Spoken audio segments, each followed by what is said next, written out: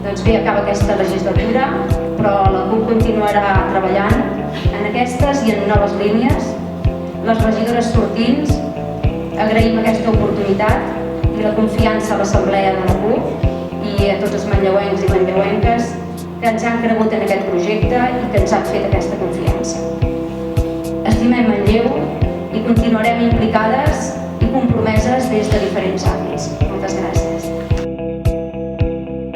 Malauradament, la resta de partits es posen davant més de la part dels grans tenidors d'habitatge i continuen apostant per actuacions molt mínimes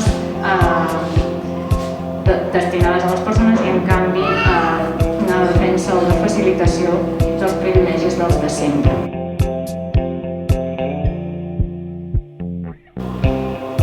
Un nou rumb per garantir unes vides dignes.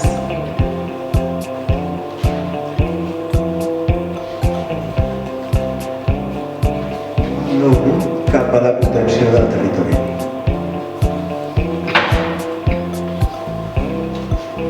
Un nou rumb cap a la convivència i la cohesió social.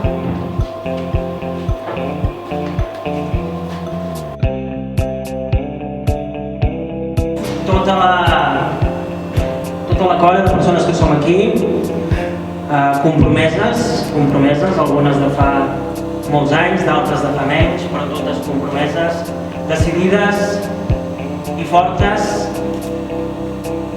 Ens tornem a trobar enguany aquí per tornar a tirar endavant una candidatura, per presentar aquesta candidatura d'Unitat Popular, que pensem ha de ser o ha de servir per emprendre un nou rumb per la ciutat.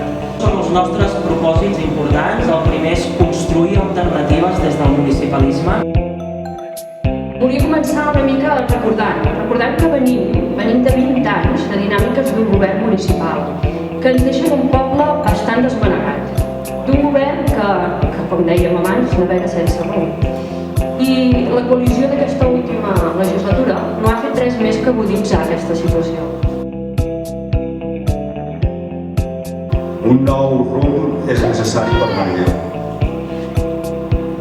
Com ja ens han dit en altres ocasions, ens diran utòpiques. I sí, cal somiar perquè les coses passin. Cal creure-hi perquè les coses passin. Continuem el llegat que comença a final dels anys 80 amb les primeres candidatures independentistes, d'esquerres, feministes i ecologistes.